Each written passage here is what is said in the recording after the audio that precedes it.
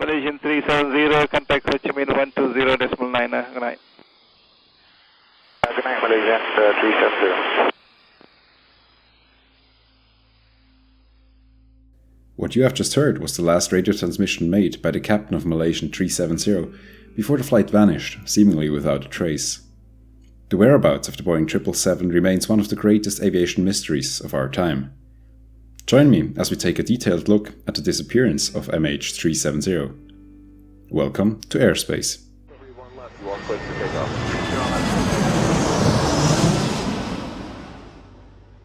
Shortly after midnight on March 8, 2014, Malaysia Airlines Flight 370 departed from Kuala Lumpur International Airport for its daily scheduled flight to Beijing, China. The flight was piloted by 53-year-old Captain Zaharie Ahmad Shah and 27-year-old First Officer Fareeq Abdul Hamid.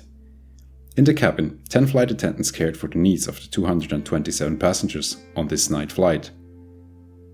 After departure, the Boeing 777 tracked on a direct path to a waypoint called Zaharie, which is situated on the border between the Malaysian and Vietnamese airspaces. When the flight reached this waypoint, 39 minutes after takeoff, Kuala Lumpur Air Traffic Control initiated the handover to the Vietnamese controllers with the communication snippet you heard in the intro. Malaysian 370, contact Ho Chi Minh 120.9. Good night. Good night, Malaysian 370. However, Malaysian 370 never called Ho Chi Minh Control and never responded to any further queries from various air traffic control centers. 1 minute after the last communication took place, the flight's information vanished from the radar screens. This information is referred to as secondary radar. It relies on active transmissions of aircraft transponders and is very precise. Its disappearance from radar screens could either be due to an equipment failure or someone deliberately turning it off. Military and civil radars continue tracking the aircraft using common primary radar technology, which solely relies on radar waves from ground antennae being reflected off the aircraft. Almost immediately after the secondary radar information had disappeared, the plane's radar track showed it turning to the right slightly, then it initiated a rather steep 180 degrees turn to the left, back towards the Malay Peninsula. It crossed it entirely, passed south of the island of Penang, turned right onto a northwesterly heading, and entered an area with no radar coverage somewhere here, in the Strait of Malacca. There, it disappeared from the radar screens of the air traffic controllers. Over the following days, a multinational search of a vast area was initiated, covering parts of the Bay of Bengal, the Andaman Sea, the Strait of Malacca, and even parts of the South China Sea. Several items of interest were sighted from the air, but upon retrieval and analysis, none of these could be identified as belonging to the vanished 777. A few days later it was discovered, however, that while the plane had disappeared from radar screens over the Strait of Malacca, it had continued to send login attempts to a satellite communication called Inmarsat for almost 7 hours after it had escaped radar coverage. Therefore, search efforts in the area were halted and data from Inmarsat was processed. Long-range aircraft such as the Boeing 777 use satellite communications for various purposes, such as information exchange via ACARS, which is a transmission protocol that allows transmission of text messages either over conventional radio or satellite communications. But there are other applications for satellite communications, such as voice communications over satellite or even services for passengers, allowing text messages or email to be sent from the aircraft.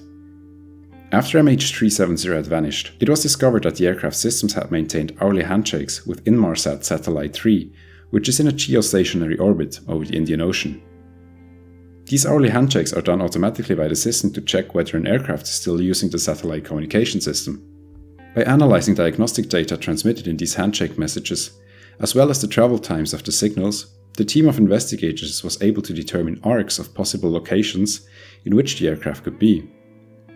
Using this method and considering the performance data of the 777, it was soon determined that the aircraft must have crashed somewhere along the so-called 7th arc. The ingenuity of this method is astonishing. Investigators sort of turned a communication system into a positioning system. Cross-checks with past, actual flight data and computed flight paths from Satcom logon messages were very consistent. After this discovery, the search effort was concentrated along this 7th arc. However, the area is one of the remotest places on Earth, and it took search vessels at least 6 days to get there. Meanwhile, oceanographers discovered that hydrophones, which are basically underwater microphones, had discovered something that might have been the sound of an object striking the water at high speed.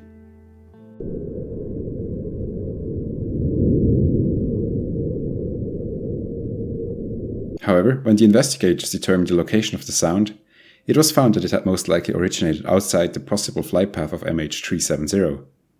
It probably stemmed from tectonic activity. In addition to that, various companies undertook bathymetric surveys of 710 square kilometers of the seafloor, with 120,000 square kilometers being very high-resolution data. The search revealed several beautiful and interesting underwater formations, such as this 2,200-meter high volcano, or this rugged area called the Diamantina Trench. It also revealed sunken 19th century ships and many smaller items such as whale bones, barrels, or ship ropes. However, not a trace of MH370 was found. During the underwater search phase, a search vessel suddenly picked up ping signals that sounded like they were coming from an underwater locator beacon. These beacons are fitted to flight data recorders so that they can be located when submerged. However, the signal ceased before anything could be found, probably because the battery of the device ran out. An interesting detail here is that Malaysia Airlines maintenance department had not replaced this locator battery, even though it had expired 2 years before the accident. Apparently, this part was not properly transferred into the maintenance scheduling system when the department undertook a system update to a new software. 1 year and 4 months after the disappearance of the aircraft, first pieces of debris started washing ashore on various locations along the eastern African coast and islands, especially the island of La Réunion, Madagascar, and Pemba Island off the coast of Tanzania. So far, 27 items were found and catalogued.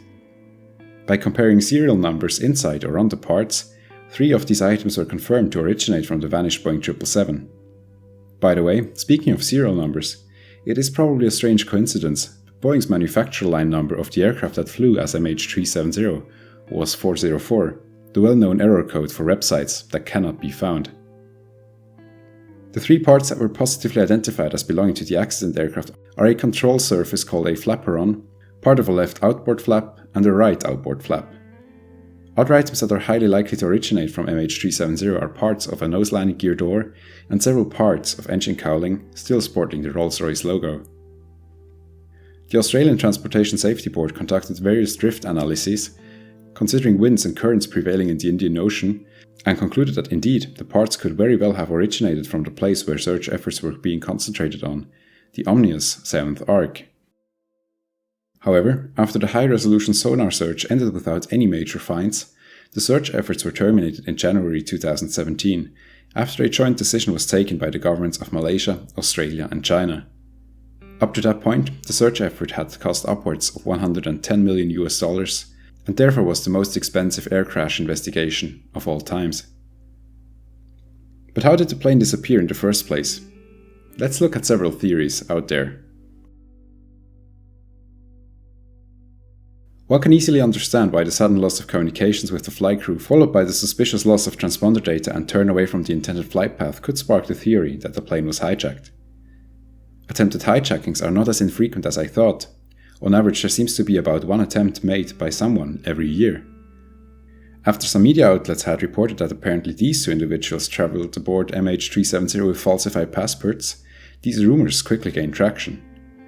Upon closer investigation, it was however revealed that while the 2 men indeed were using falsified documents, their intent was to seek asylum in China in pursuit of a better lifestyle. Nothing pointed towards them or any other passengers of the flight having planned something malicious.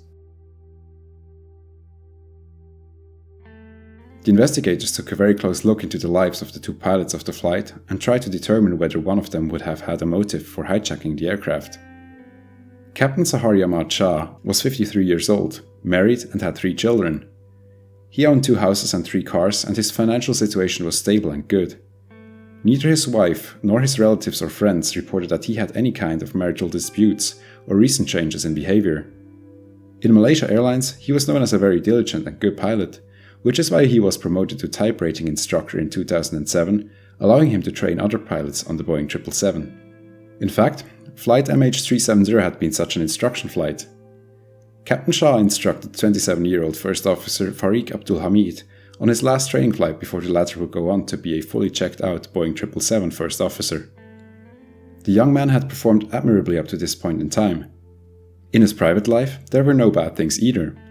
His financial situation was stable and he was soon to be married to a fellow First Officer.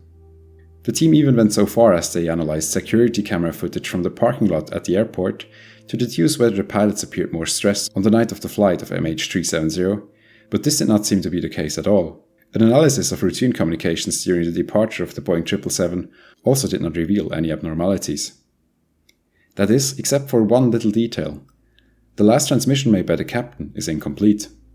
In fact, when the air traffic controller radioed Malaysian 370, contact Ho Chi Minh 120.9. The answer by the captain is missing the readback of the frequency which he was to call next. Good night, Malaysia, 370. This might well be a minor oversight, but the investigators thought it was noteworthy.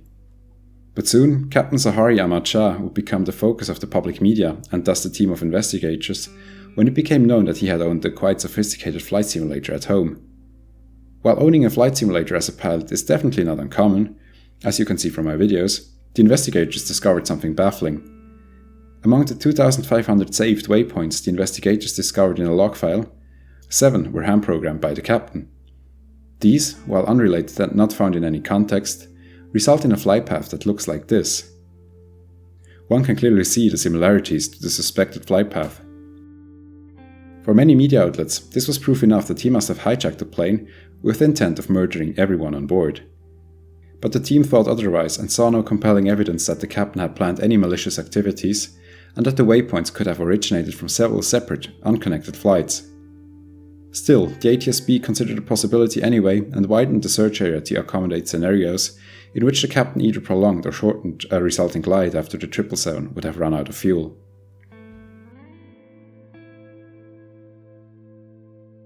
When taking a closer look at the loading manifest of MH370, only 2 items are of note.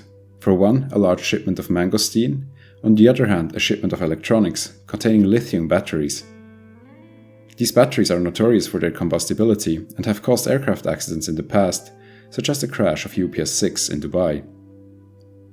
While the onset of a fire could explain the sudden turn back towards the Malay Peninsula in an attempt to make an emergency landing, the fact that pilots never radioed in to declare their intentions is odd to say the least.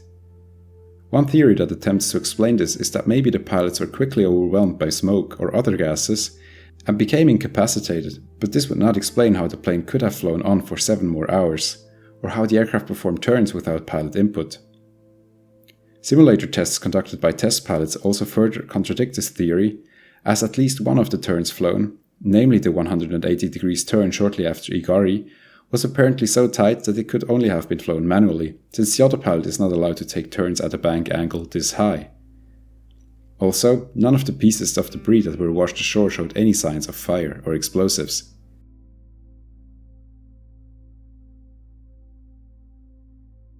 Another theory suggests that there might have been a decompression on board of MH370 that went undetected. A similar case happened to Helios 522, when the captain of the 737 did not pressurize after takeoff. The pilots did not realize this and were quickly overwhelmed by hypoxia, a lack of oxygen. The plane then continued flying on autopilot until it ran out of fuel and crashed into a hillside near Athens. This theory is further fueled by the fact that the operations department of Malaysia Airlines tried to call MH370 via satellite phone twice, but the calls remained unanswered. Log files from Inmarsat show that the phone did indeed ring in the cockpit of the lost aircraft, but nobody answered it. Also, the satellite communication system was operational during almost the entire time, which could have allowed passengers to use the service for email or text messaging, but not a single message was sent.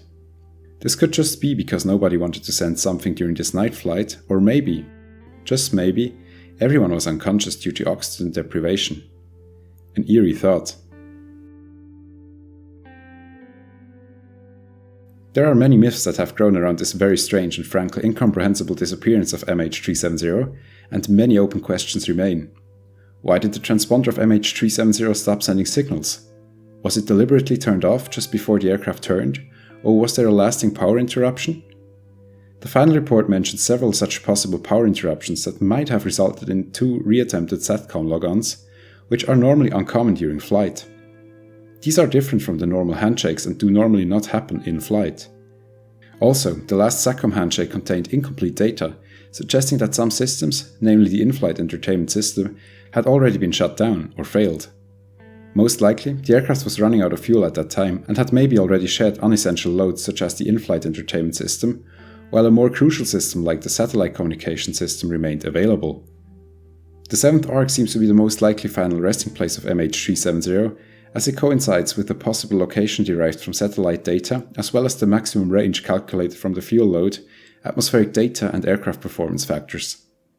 Still, it is somewhat remarkable that the aircraft was not found during this unprecedented search effort that managed to turn up items as small as a barrel at an oceanic depth of over 4,000 meters. Either the aircraft is in a slightly different place, or there are other factors at play here that investigators simply did not consider. In early 2021, an aerospace engineer named Richard Godfrey reported that he had conducted an updated drift analysis of the debris found in the various African states, and he concluded that indeed the aircraft should be at a position along the 7th arc. He however suggested to look again in the area depicted here, in this red circle slightly larger than the previous search area. However, no new search effort was launched, even though the government of Malaysia previously announced to do so should compelling new evidence be uncovered. It remains to be seen what exactly constitutes such compelling new evidence. Until then, this case remains what it is, one of aviation's greatest mysteries. So, where do you think MH370 is? Do you even have your own theory that you would like to discuss? If you do, I have good news for you. I have just launched my own Discord where aviation enthusiasts can discuss this and other cases in the future. Head over if you are interested, the link is in the description. Also, I'm very excited to announce that I am now offering Patreon subscriptions. Check out the link in the outro or the description if you'd like to support the channel. That said, thank you all very much for watching. My channel went past the 10,000 subscriber mark on this Tuesday, and I'm humbled by the fact that the small stadium of people apparently likes to hear me ramble about aviation incidents. Check back next week for more interesting aviation content. See you all in the next one.